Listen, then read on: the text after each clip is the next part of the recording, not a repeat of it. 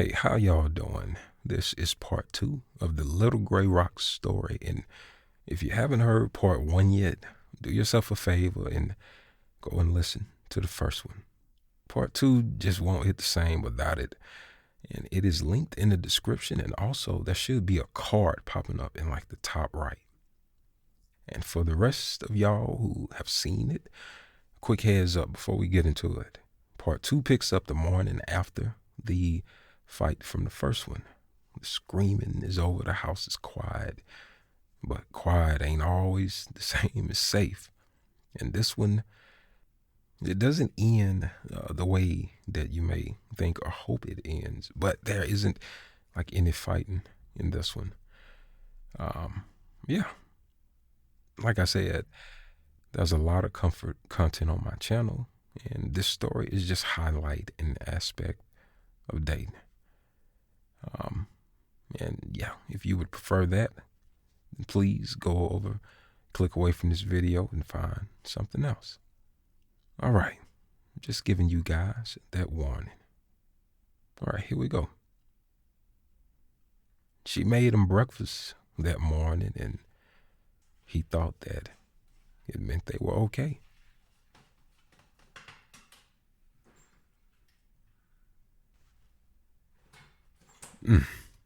Oh, baby, you already up. Thank you. But you didn't have to make me breakfast. Honey, yeah, we really need to talk about last night. Listen, you didn't deserve that. I know you, of all people, aren't the sort to, throw pity parties and things. That wasn't fair. What? You apologizing for upsetting me? I mean, okay, I got frustrated, but, it feels like, I don't know, we coming at this wrong? Am I tripping? Well, no, I don't think getting married is important. No. I guess that's that then. So what, now you don't want to marry me? What you want isn't irrelevant. I thought a lot about last night, and I do want to apologize. You bringing it up wasn't invalid. I shouldn't be championing my mom as much as I do, especially considering, that was a time in college where she disowned me. You brought us back together, though, somehow. Baby, can you please talk to me? You talking in that monotone voice, and you barely acknowledging me, and you look like you didn't sleep at all.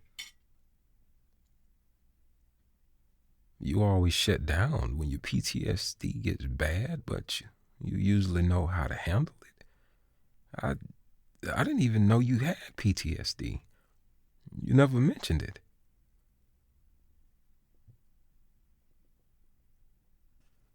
Yeah, I bet you are used to handling it yourself.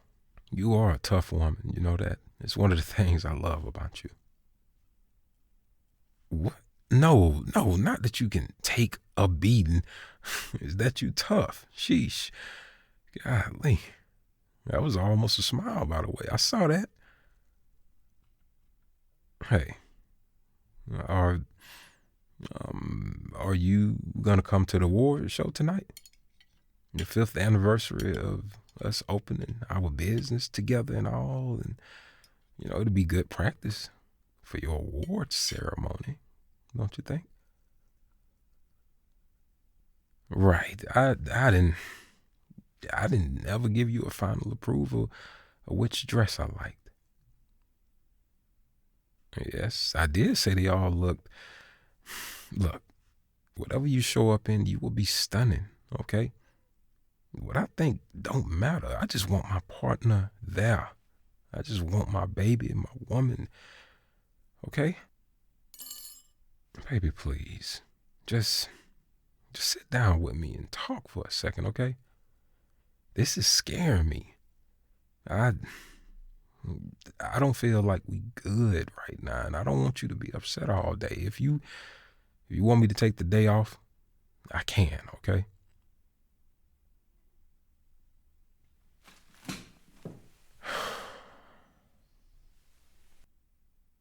Thank you.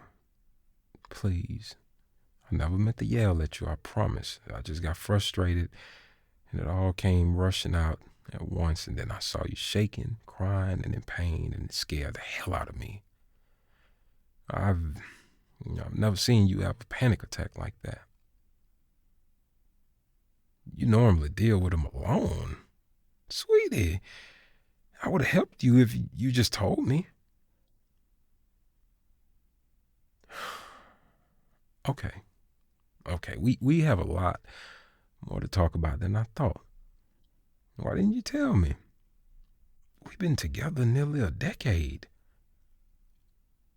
Baby, are we okay? You're playing in my hair now, so you can't hate me too much. You sure you don't want me to take the day off? Yeah, we could talk about it after the war ceremony. Will you at least meet me there? I don't care what you wear. I just want you at my side, okay?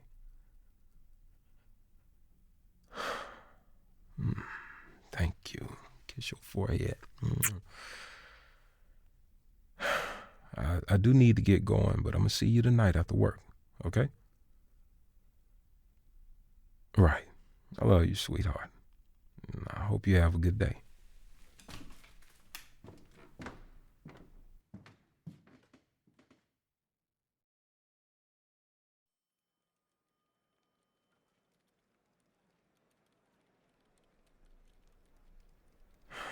Man, this has been a long freaking day of work.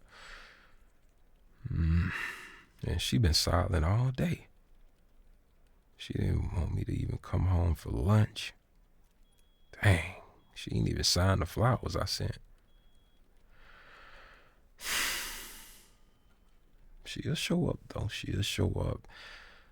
And she'll see all of these people that love and respect her. And, get to drink the finest, eat the finest. And then, man, this right here. This is the ring she loved. She's right, though. What does it even freaking matter? If she wants a husband, she deserves a husband. I don't know why I was so freaking scared. I know exactly what I'll tell her the second time I kneel and open the... Oh, that's her email notification. What is this? Hey, you. If you're reading this, I've probably gone already, or I'm packing up. I'm sorry to do this via an email. I had nothing left, but I felt bad about potentially making you worried. The point is, I'm going away for a while to give you whatever space you need. I typed that and it sounds wrong. Honestly, sorry. I'm not coming back. What the? My God. I remember when we met in college that I fell so hard for you. You were so sweet, brilliant, and funny.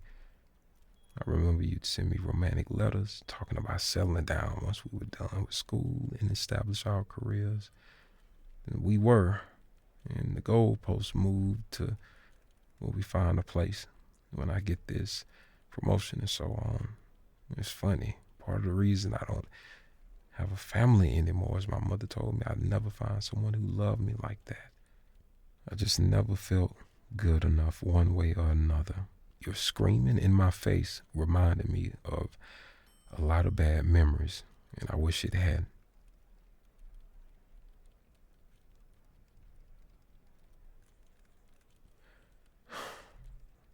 Cal taught me this little rhyme about a girl turning into a little rock to withstand the tirade of the ocean, how the rock was thrown everywhere but didn't care because she was a great rock, but it gave her perspective to see the violence of the ocean versus the innocent things she was being slammed against. I thought it was silly, of course, but when your emotions turn off, all of a sudden you start to see things in a new light. Okay, I paid your schooling after your mother booted you out because I saw someone with a good heart struggling. I helped you reconnect with her because I fell in love with you.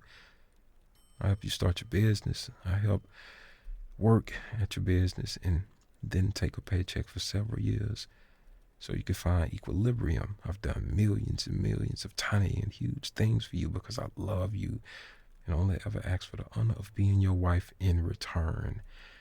If you had told me that marriage meant nothing to you, I would have understood. I probably would have swallowed yet another bitter pill that our relationship is incredibly one-sided at times, and it's honestly embarrassing, and I'm still not good enough to be your wife. Oh, my Lord, what did I do? And there's more. Yeah. What's going on, Johnson? All right, bro. Yeah, I'm handling something. I'll get up with you in a minute. Where was I? I don't want to make you feel like you have to settle anymore, hon. You were right. Your mother isn't some sanctimonious bitch who hates me. She was trying to warn me that you never want to marry me. She told me as much when I called her an hour ago. Oh, my God. She scoffed and said, he's just like his father. I told her that was a little mean, and she said I was too hopeful to believe her. Fair enough, I suppose. I thought the man who swore 100 times I was the one wasn't lying. Self-improvement and talks were to try and figure out why you had an issue with me, not your mother. Maybe marriage isn't important to you now. I just wish you'd tell me what changed. I tried to fix everything on my own, but there's nothing left to fix, right? There never was. I guess there's no real point in dwelling on it, is there?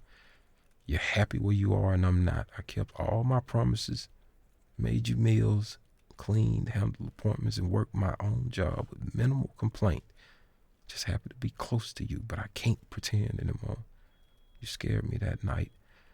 You showed me you aren't above abuse. If push, whatever I am to you, whether I have family or not, you hurt me and barely apologized until you saw the full consequences. Even if you wanted to be my family still, I don't want to be a part of another one that hurts me. You and your mother hurt me. It's scary, but I want a family that will love me as much as I love it. I don't think I can find that here with you. Oh, my freaking God. I'm sending this so you can enjoy the award ceremony without worrying about this. I'm not sure what time you'll get home, but I should be out your hair by then. I still have some things to pack, but I'll stay out your way. I made you lunch for tomorrow one last time. It's not poison, but I flipped it off. Sorry. Even shutting down my emotions isn't enough to make me hate you.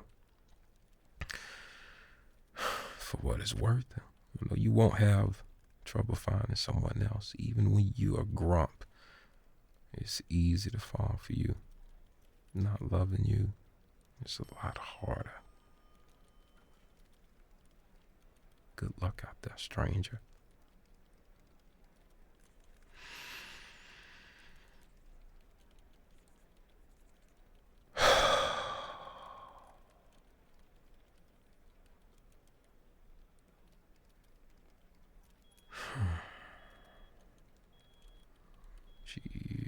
Fuck.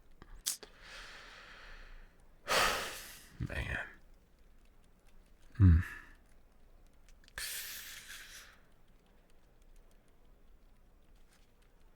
Oh, crap. I gotta go. I gotta accept that stupid word, man. God dang it. Freaking.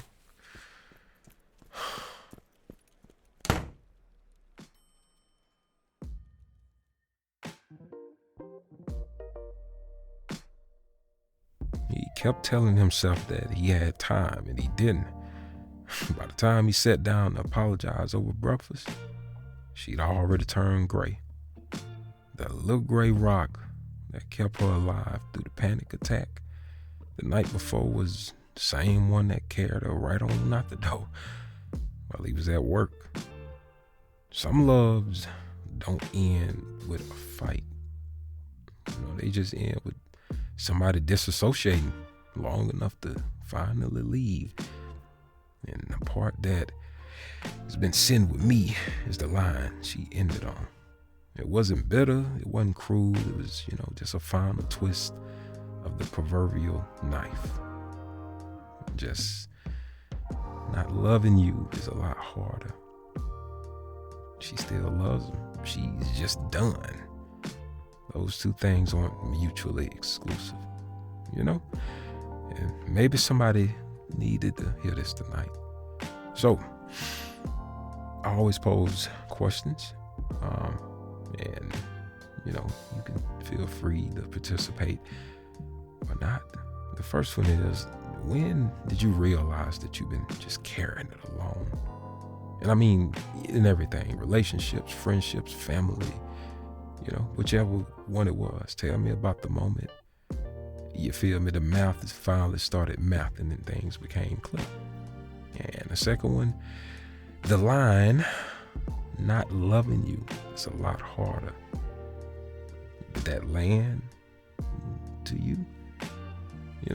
Or just tell me about a love that didn't end because the love ran out. It ended because you did. Sometimes that is the best thing, you feel me? But yeah, if you are okay with sharing anything like that, put it below. And if this one made you feel anything, show it some love. I would greatly appreciate it. It helps with the growth of this channel.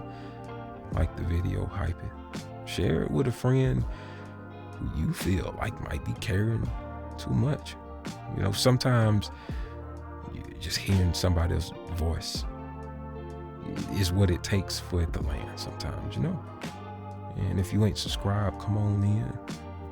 There's a lot more coming. The membership link is right below. And also there is a part 3 to this.